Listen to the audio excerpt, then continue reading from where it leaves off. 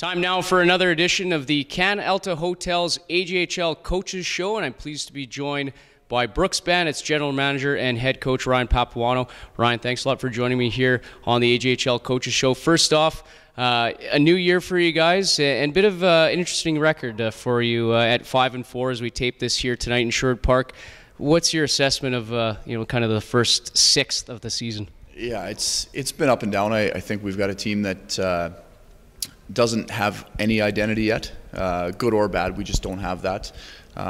Struggled a little bit on our back end and made some moves this week to help shore that up. And we're still a couple acquisitions away from being where we want to be, but it's not a different start than we're used to. We were 4-5 a few years ago to start off, and we ended up losing in the league final. And I think we're slow starters. It takes a while for our guys to pick up what we're trying to do, and hopefully we're headed in the right direction. Yeah, even last year you guys weren't in first place in the division after the showcase, or right around it, as I recall. Amazing year for your franchise last year. A goal away from the national championship. The whole summer to look back on it. For you, obviously a disappointing result, but what sticks out the most for your group last year?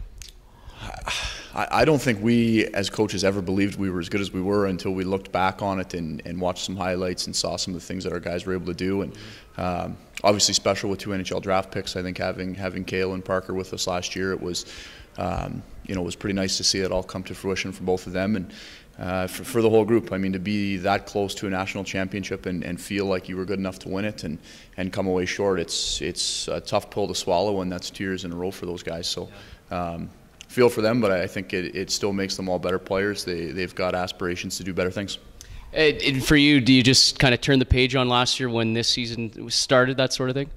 Yeah, for me, I mean, the day after that, it's over for me. I think our players probably took it hard, and we had recruiting to do, we had trades to look at, we had things we needed to accomplish to be ready for this year, and it's going to take this group a heck of a lot longer to get where we want them to be, but at the end, we still feel like we've got the returning veterans that can do it. All right, well, speak of returning veterans, your goaltender, Mitchell Benson, you'll say he's the best goaltender in the country, and certainly many people would back that up with your statement. Mitchell coming back maybe doesn't have the numbers that he has from last year, this year, but what's the key for him in having another successful year and maybe getting another scholarship opportunity? Yeah, I mean, it's been a rough start. I think with him coming back late from school and the circumstances, he had a little bit extra on his mind and maybe not the best start to the year. I think now that he's free and clear to look at other options, I think that mentally he's in a better place. We should see some better hockey out of Mitch. Shutout last night, which was great, and I thought he was good at the showcase after we got through the first 2 periods against Spruce Grove. And last year, as good as Cale was, Mitch was our best player as well. So we're hoping we see that again. Well, let's move to the back end. And, tough to replace a guy like Cale Makar on defense. I guess quickly just on him, I know you speak highly of him, and we've heard your thoughts on how good of a player he'll be and all that. But how special was it to see him up on the podium getting selected by the Colorado Avalanche 4th overall? Not only for him, but for you as a coach and for the franchise as well. Yeah, I mean, obviously special. I think the way that we looked at Cale when we met him at 15, just a small defenseman that was skilled and could make some plays, and to see where it went from 15 until the end of his 17-year-old year it's surreal to see that guy up there putting the jersey on, and pretty cool. There's not a lot of great words I can use. It was surreal to look at him and just think that was the little boy we recruited a few years ago, and the maturity as a player and as a person, and Cale did a great job. Well, you got some guys on the back end now that are coming back, and a guy like Parker Hubner and Dennis Zizana, your captain. They solidify, I guess, your back end in a sense. You said you had to retool a bit, but what do those guys mean for your hockey club this year? Yeah, a lot. I mean, both had great seasons last year. Dennis playing with Cale, definitely that was a factor in his success. But I think this year with him coming back, he had opportunities to go to college this year, and one of the things he said is he's never been on a team where he was the guy. He's always been the secondary guy to somebody. So he's excited for the opportunity. The leadership role is great for him, and I think so far so good. You look ahead at the forward group, and you mentioned slow out of the gates for you guys. Is that maybe a case because of your forward group, although returning some veteran players, they're guys that maybe haven't been thrusted into the the top 6 roles or given that many looks on the power play, that sort of thing?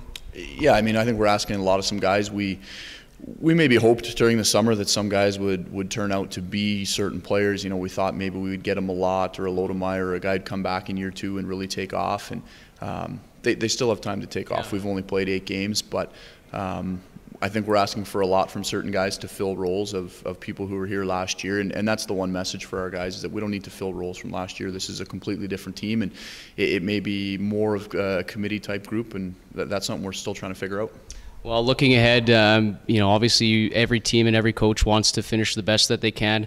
You guys are getting the RBC Cup next year in Brooks. Is it fair to say this might be a retooling year and finish as high as you can? Or, do you guys still want to compete and defend that title and hopefully go on to the Doyle Cup and beyond? Yeah, I think we do. The interesting part for me is we already know that we're going to play in the RBC next year. So I don't necessarily know that we need to be the best team to start next year. We need to be good by January 10th. This year, I think it's the same pursuit as always. Get our guys going as best we can and see how much damage we can do. It's never easy. I think the league, in terms of parity, is getting better every year, and I think we see it in our division especially.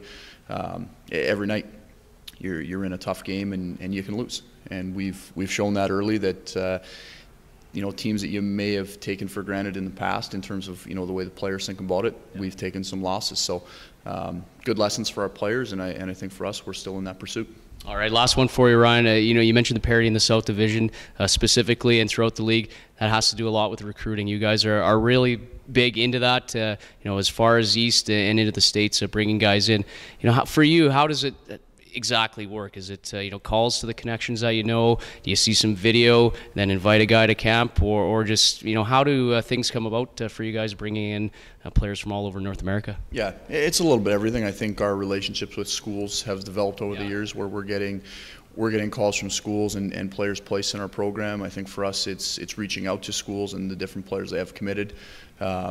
It's not a crazy recruiting budget where we're jumping on planes and going everywhere like some people think. We spend a ton of time on fast hockey, and it's the greatest resource ever created for a hockey coach. You can sit there and make that your Netflix and watch all night long, and games from different places, and it's as easy as just reaching out and making calls. So we feel like we work hard at it, and that's probably what we think is the best thing that we do.